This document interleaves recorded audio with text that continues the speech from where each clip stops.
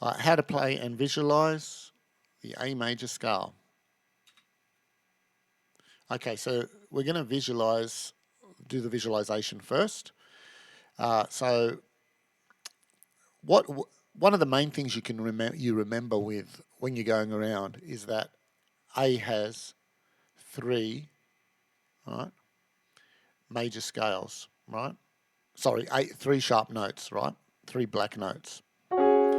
All right. So from the previous key, right, we visualized the D, right, which we came across. We had the F sharp and the C sharp, right. So we have the same notes here, but we've just added one more, right.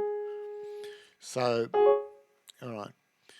So the black notes are on the left side of each group. So you got group 1 and 2. Notice black notes are on the left, right? Means, right, because we're sharpening and we've got the black here, it means we don't play the white note just directly to the left of that black note. We don't play that. When we're going around the circle of fifths in the other direction with the flats, right, B flat, we don't play the white note on the right. In the sharps, we don't play the white note on the left. That's something good to remember. So when you're improvising, you can have that in your mind just in case you don't accidentally, press that note if you don't want that note. So the newly added note is in group 2, is the major seventh. So you can always the new note is going to be that major seventh there, right? From the previous key, the key of D, we flatten that. This now is all the notes in the key of D. See, that's in the key of D now. And when we go up 5 to our A, 1, 2, and then we play it, right? That would have been D, but we have to take that minus 7 and make it a major, right? So we've covered all that in lesson 3. Lesson 3, we covered all that. So you should know how now to make all your scales. So we're just teaching you how to actually play them with our fingers now. Okay, again, so if you've seen the first 3 videos on this series, it's all going to be pretty similar until we get to B, where the right hand is the same as this, but the left's a bit different. And then the flat keys, they're different. Not all of them. Some are the same finger positions, then some are different. So we're going to go through all those as well when we get there. All right, so the top row there, we're going up again, up the scale, 2 octaves. We just follow the arrows, and then when we're coming back, we're coming down the octave, down the scale 2 octaves, okay? When we're going up, we can read the formula T1, I2, M3, T4, right? So that's our finger placements. And coming down, we read that backwards, P1, R7, M6, coming backwards. Now, again, the first thing we want to note is the middle, ring, and middle. So when we're going up, we're swiveling. I'll swing. I'm going to say swiveling. I'll say swing. There's swing points. Coming down, we note the landing points, and we always have the 3-7-3, middle, ring, middle, and coming back is a 3-7-3, middle, ring, middle again. All right, so let's start. So let's have a look at A. Just below middle C, we'll put our thumb down there. So that's 1, T1, that's I2, M3, okay? Then we swing. So we've got to remember this swing point because we can keep on going. We need to remember where we're going to stop. So we've put our focus on these middle, ring, and middle. Middle. So then we swing over. Right. Ring now. We've got to remember to swing on the ring, land on our thumb. Then middle, swing on the middle, and then we finish up the scale. And coming down, we come all the way to the thumb, then we go middle, then ring, then middle, then back. And that's the easiest way to remember it. Middle, ring, middle, and we go all the way to the thumb, middle, ring, middle, and back. Okay, so that's going up the scale. Coming down the scale, Oh, we did went up and down. Okay, I'm in the left hand now. Let's move on. Now for the left hand finger placement.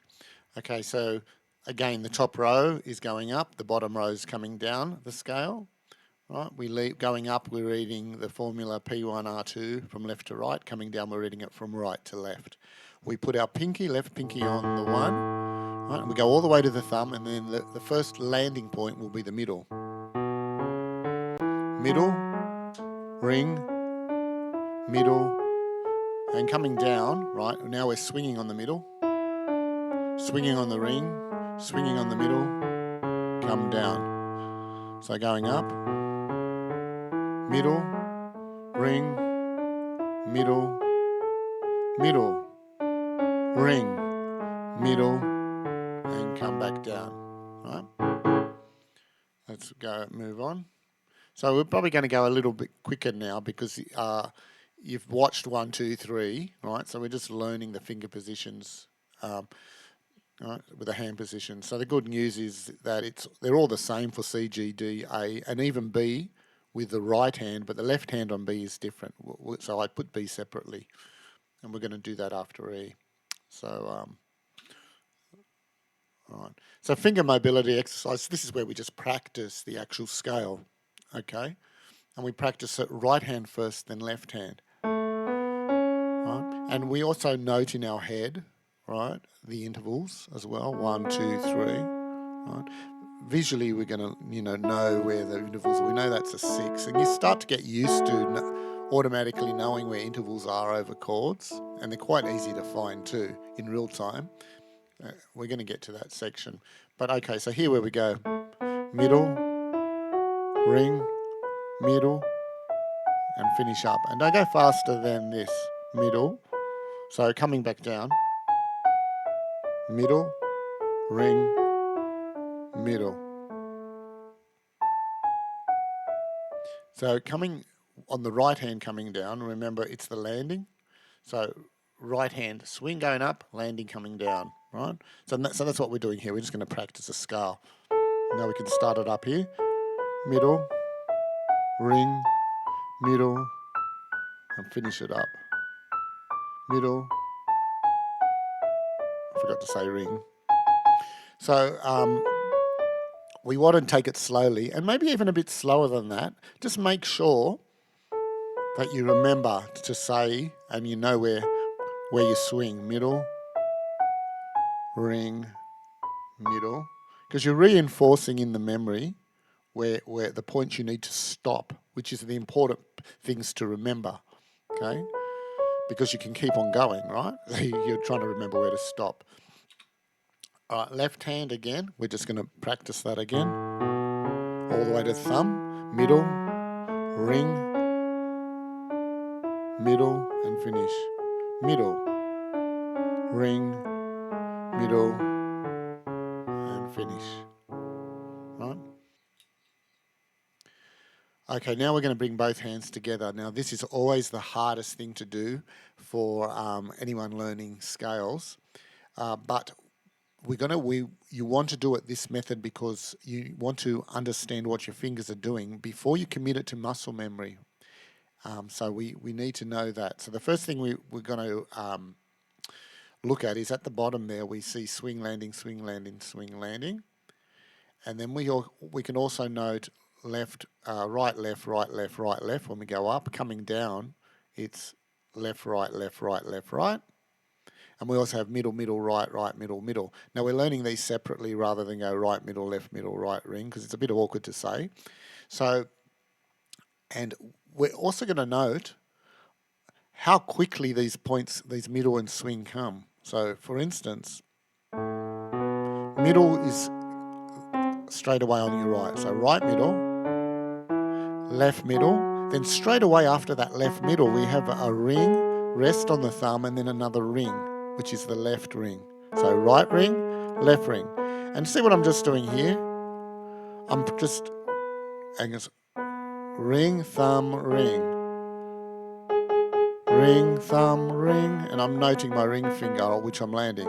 Ring. So you can see that it's my right ring, right? Ring. So you don't have to say left ring. right? You feel it when you're playing it to the left ring. Ring, ring, ring, ring, ring, ring. And then straight away after the ring, it's middle. So we got middle ring, middle ring. So they come very fast. That's another memory association you can make with this.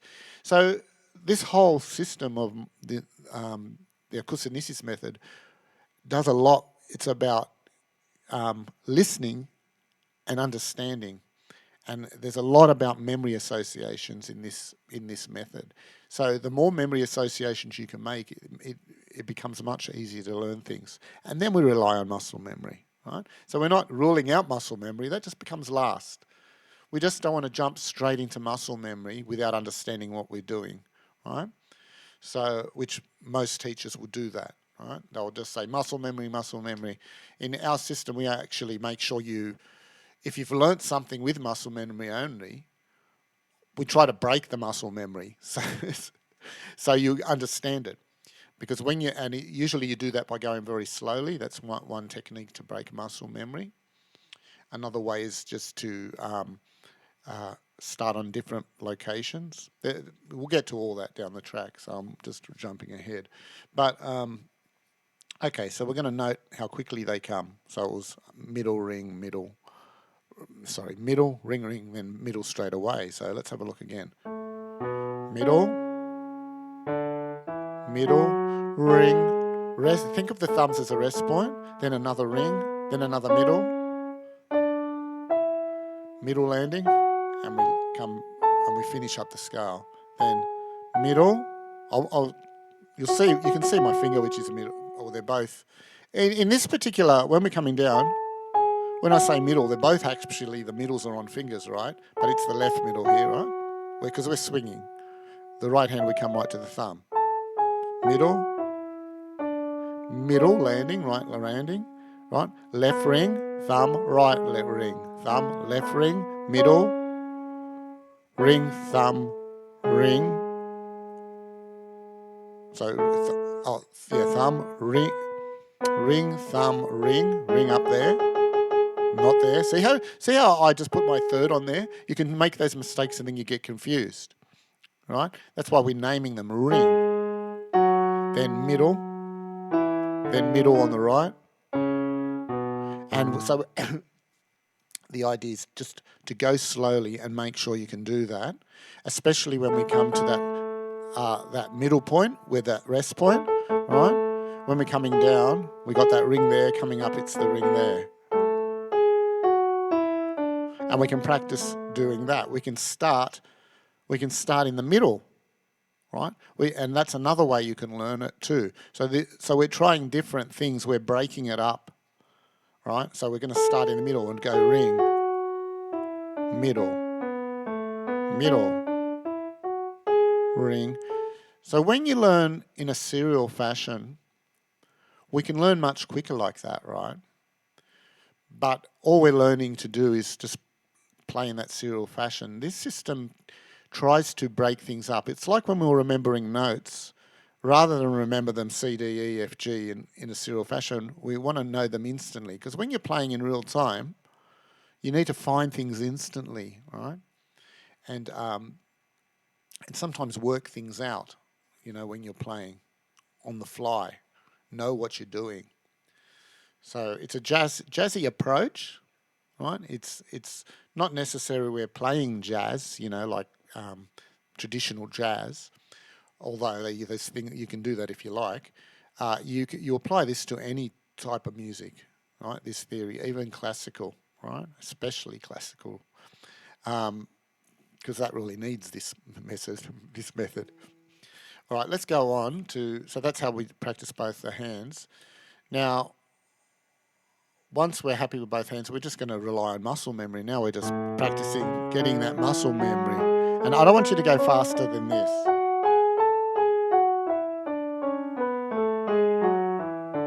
Okay? About that fast. And we just practice that. Now, we don't have to say anything in this exercise. We can just play the scale up and down, just the traditional way that most teachers will show you. Just play it up and down, okay? And that's just learning with the muscle memory. But before we get to muscle memory, we want to be able to do all those other exercises with the middle, because that's going to help you in song creation. It's going to do a lot for you, right? And it's going to bring your focus also to things you can do with your hands. So, for instance, when we were in that point here, that middle point of the scale, right, after the first octave, right, and we're moving our hand like this, ring, right, and up here as well.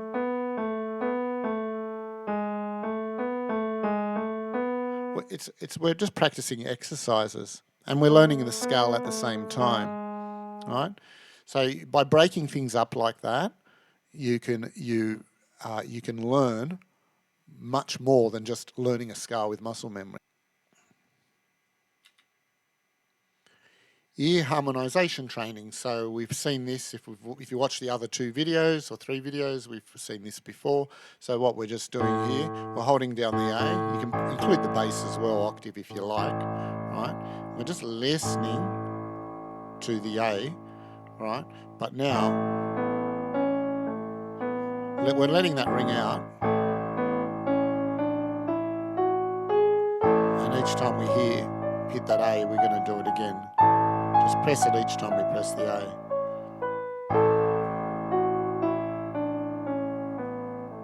We're just learning to hear a bass note and the interval as well. We can also see the numbers. We can also say it, but don't say it out loud. Say it in your head. 1, 2, 3, 4, 5, 6, 7. 1, 2, 3, 4, 5, 6, 7, 1. Now, you're learning to count to 7. Wow. You know that. So you need to, what we need to teach ourselves is the intervals. When we first look at we've got to know that that's a fifth, a fourth, and that's a third, that's a fourth, and that's a second instantly. So I'm going to show you how to find all your intervals very quickly on the piano. But for now, right, you can just go like 1, 5, 1, 5, 4, 1, 5, 4, 3, 2, 3, 4, 5, and you just visually you're just looking at down 1, 2, 3, and you're just putting it in your memory. 4, 3, 2, 3. So that's pure memory when you're looking down to find those intervals. It's just you're memorizing. But in real time, right, you'll be playing all sorts of chords, and you might be on a chord, and you might not remember what the 6 was, or something. So you need to be able to find it instantly. So say if I'm on G flat here, and there's my 5th, I know a 6 is just a tone up. Because I know that, right? And I know what a tone is when I look down. I know to find my tones quickly, and semitones are very important. And, I know that's a 6. Well, there's a 5th. Well, 4th is a tone down. There's my 4th. So we're going to do a whole video on that, on how to find all the intervals very, very quickly. But you use your 5th and octaves as your reference points. And the only intervals you've got to really visually work on is your 3rd, minor 3rd and major 3rd, because all the other ones you can rely on all your reference points. But you'll find when you make a triad, your middle finger is either going to be sitting on a major 3rd or a minor 3rd. So it's sitting on a major there, it's on a minor, major there, right? It's on a major, right? So if you just line your fingers up. But we're going to get to that down the track. I just like to throw in these little things in my videos. So if you don't watch the whole video through, you could miss the little things, and then you're going to have to watch you're going to have to wait for the other video to come out. I can't wait to make that video, actually, but I've committed myself now to make all these 12, even though it's a very systematic, all these 12 videos. It's basically very similar. Once we get to E, and then the hand positions start to change. On B, left hand, the hand will change. And then on the other flat keys, that we're going to have different hands. Some will be the same, A flat, E flat. Some will be similar hand positions on at least the right hand, but the left could be changing. You're going to see that when we come to that section. Tonality is when we're just getting used to listening to the key, like a singer will sing in key. You have the tonality, it's built into your head. That's why it's pretty natural. There's no real training you need to do on it, but because you're in time, you can hear what's in key, what isn't in key. Most people can do this. But all this exercise is doing is we hold the pedal down, so you can hold the A down there, but we just hold the pedal.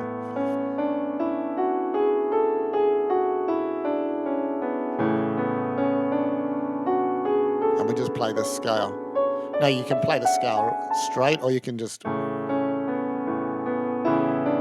We're going to do that as an exercise next.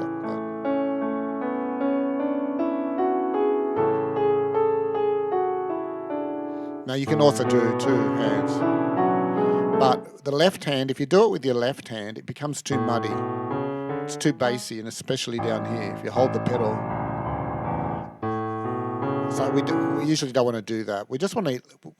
We're training for tonality, so you don't have to have both going. You just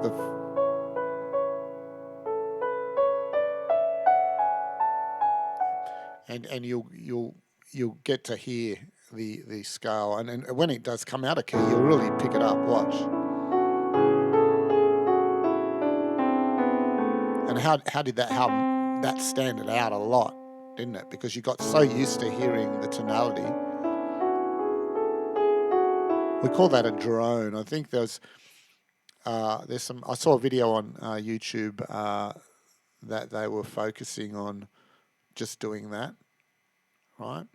And they were saying intervals aren't that important or something like that. And I'm thinking, well, wait a sec. A drone sound is just a collection of intervals. And then in the video, they were actually naming the intervals. So they were describing the actual intervals they hear. But it was a good video because it was good in the sense of it was allowing you to listen to the drone sound, which was every note together, which sounds awful. But and then it helps you identify the interval. So it's maybe an exercise that I could incorporate down the track if I find that it's going to be actually useful.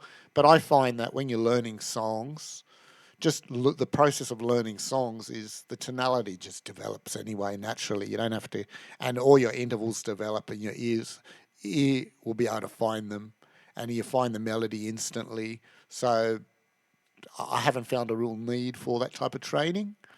So, but yeah, but the more you can do, the more information about music you can find on the internet, is good. But with my system, I've focused on everything you need to know that, so it doesn't take you on paths where you're going to spend years and years to get to a certain point. So let's move on.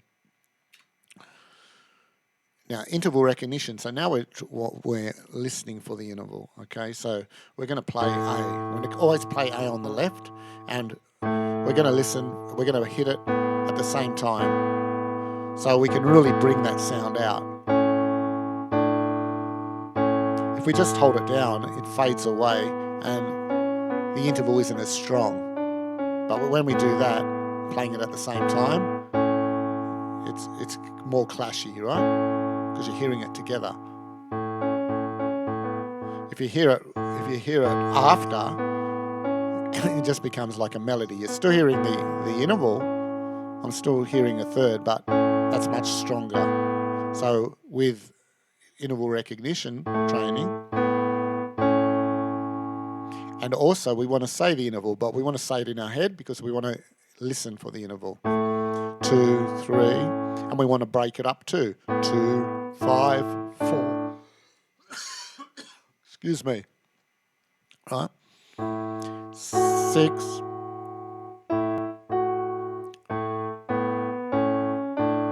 And we want to keep we still want to learn our scale, so we want to keep our finger positions. But with the last exercise, we're going to loosen up and we'll be able to use any finger. But we're still going to get used to using those fingers. So we're going to swing on the third, and then finish, swing on the ring, come back on the ring, right? And then we're hearing the sound, 7, 6. And you'll notice the 5 is a smooth sound,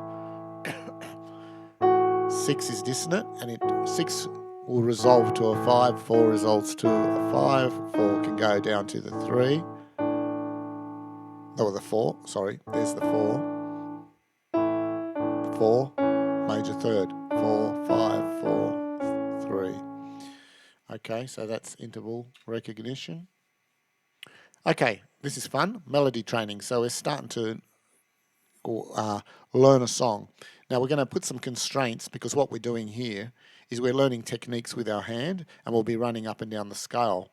So there is constraints will focus you on learning, because when on a particular task, when you have too many options, you dilute your learning, and we want to focus the learning. So we offer constraints, and the first constraint is you must play a melodic progression using the notes of the key. So it means we're rising up, okay, up the scale. So we're learning the scale. And you can't skip notes, so you can't go like that. For the first exercise, we're going to loosen up these constraints for the next one. So we can't do that, so we're just going to go up. And we also have to use the correct fingers, right? As we learnt on the scale. So middle, ring, middle, middle, ring, ring, that rest point, middle, ring. But what you can do, you can play the same note twice if you like, and you can put some rhythm and make it smooth. So it's almost like you're making up a melody, although you got restrictions, right? Because we're only moving up the scale, right? All right, so melody training, we're going to drop a constraint, and so we're still going to do everything. The only thing we're going to will be free to skip notes now, but we still must use our fingers, right? So we can't skip a note to the 5 there, right? But we can skip a third here, and then bring our thumb under, right? And then we could go up here if we want.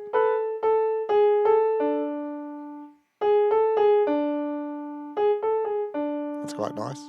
So when we learn songs down the track, we're going to be learning patterns over chords, and we're going to be building up.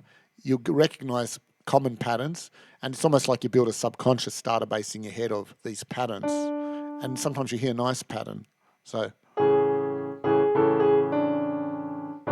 but that goes to the 4, so that's maybe that could go to a chord change there, you know. But we're not doing song creation yet.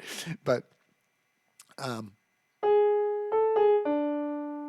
right, you can hear that goes down, and we're on the A, and it's just begging for a chord change there.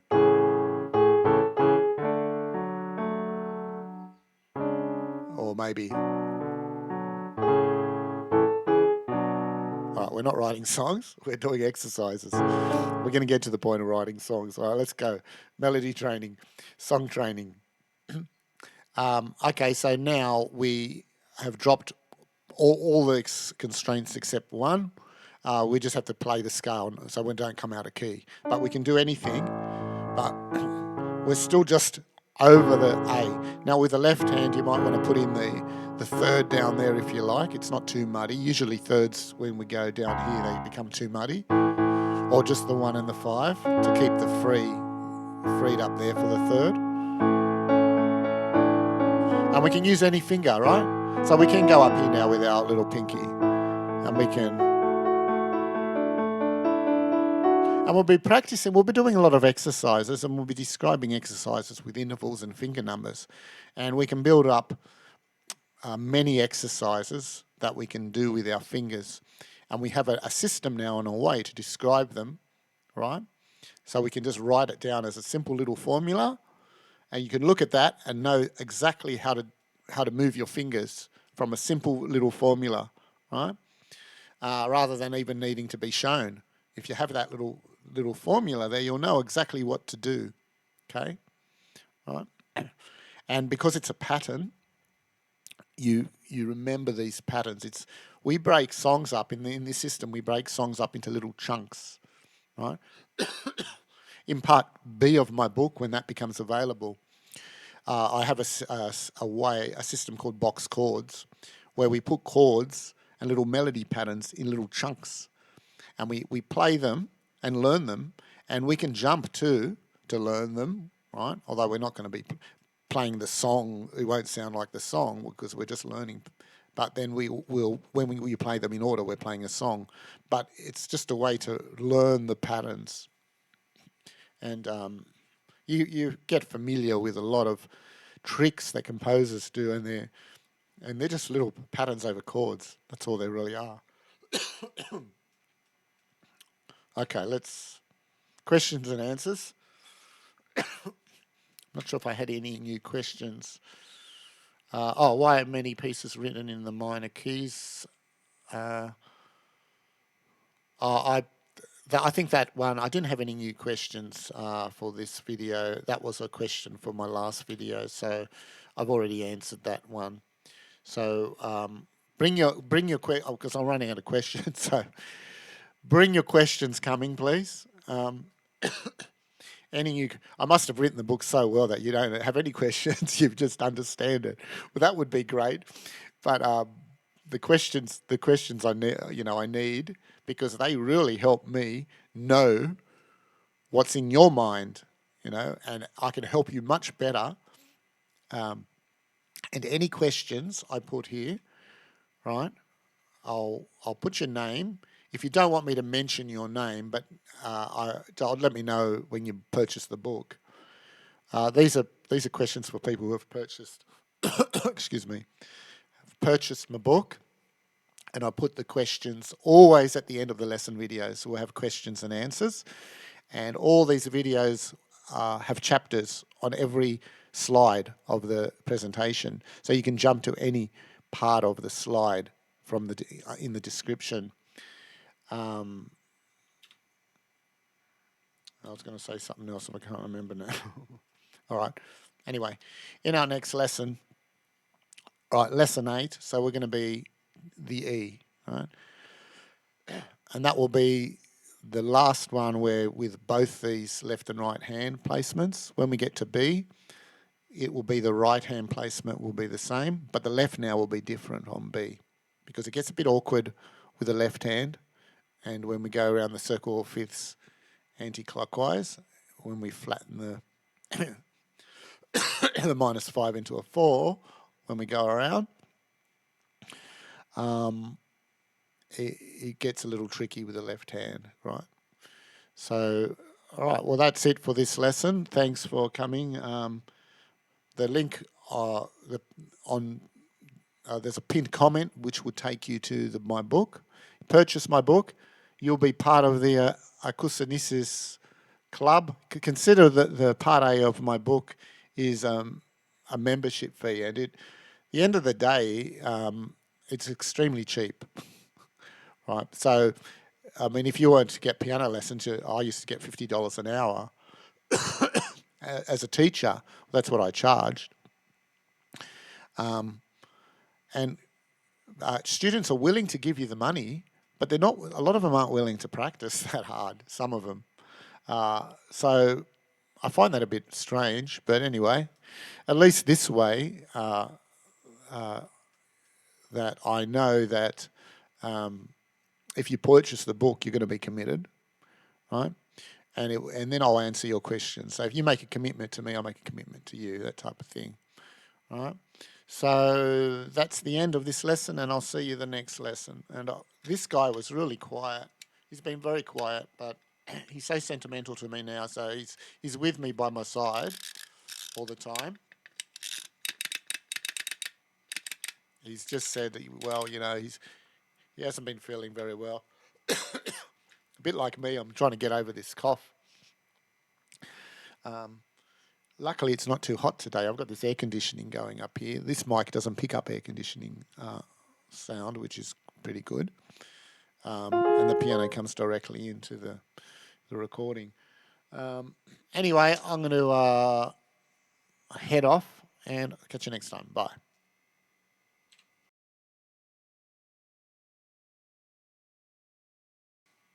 Mamma mia, mamma mia, mamma mia, let me go.